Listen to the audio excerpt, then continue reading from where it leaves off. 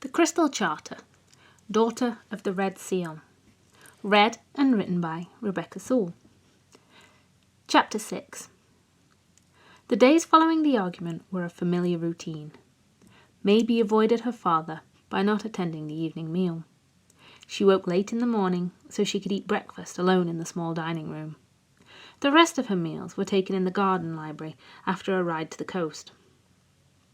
The manor had many rooms, most sealed off and unused since the Sumine family had been reduced to 2 members. Despite the huge manor house, none of the rooms were big enough to contain the full collection of books from generations of Sumine merchants. Spesseth Manor boasted 2 recreational libraries and the office library. The garden library, her mother's favourite room, was where Maebe went to hide.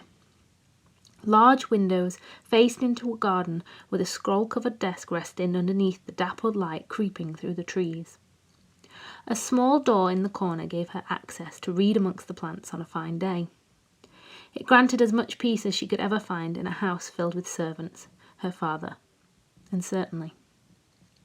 But was presented poorly when compared to the vast and orderly office library. Dust-covered books sat in piles on the floor, scattered scrolls half unrolled tumbling from the shelves. Yet Maebe felt more comfortable sat amidst the clutter, knowing that her mother once did the same. The many aisles hid reading nooks of pillowed armchairs and blankets. When Maebe became immersed in a new story, or discovered a journal detailing a faraway city she wished to visit, she didn't need to wander far to fall into a comfy seat. Everything was half sheltered by some clutter, making remaining unseen an easy task. She devoured several texts about the libraries of Sandragas, before researching Clest and fantasizing about the crystal-cooked food sold at the markets. Clest was home to the Artificer Guild, allowing even the poorest families to have access to crystal devices. Artificers were the only witches with a reason to willingly stay in Green after the witch wars. They mined in the mountains on the western wing, surrounding Clest long before the charter was drawn up. It provided the valuable crystals for their work and fueled the country's demand for magic. 2 days before she was to leave for Clest, Maebe received the note she feared would arrive from her father. It had been delivered to the garden library while she had been out on Thoran, her horse. Propped up against her lunch on a small table by the entrance. She stared at it, mentally composing, behind a steady face, the wounds she could inflict on him for dragging her along against her will. She picked it up, bracing herself for the trip back to his office, which would result in another quarrel.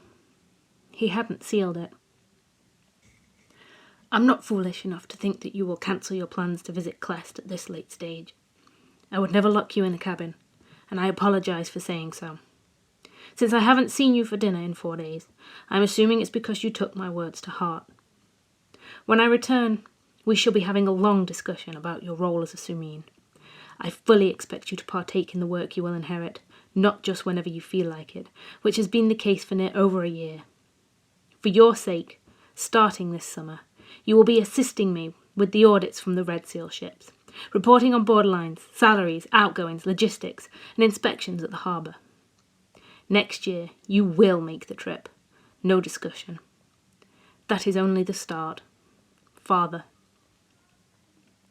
Maebe sneered as she burnt the note on a nearby candle and neatly swept the ashes from the beaten table into her palm.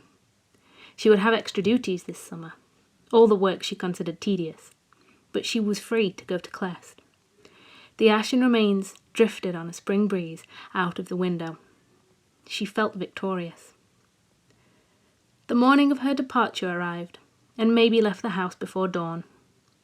She planned to make herself known at the Sumine 3 to inquire about the upcoming journey, knowing word would get back to her father. A visit to Captain Hill would be as much of an apology as she was willing to offer. After, Maebe was meeting Mouse aboard a stately vessel owned by the Crown, called the Emoto. Her bags had already been sent to her cabin, so she rowed the carriage down the long drive of the estate. A gardener was beginning his daily work by trimming one of the many columnar trees lining the path. The sound of gravel shifting underneath the carriage was the only sound that echoed across the misty grounds as she disappeared through the large, ornate iron gates.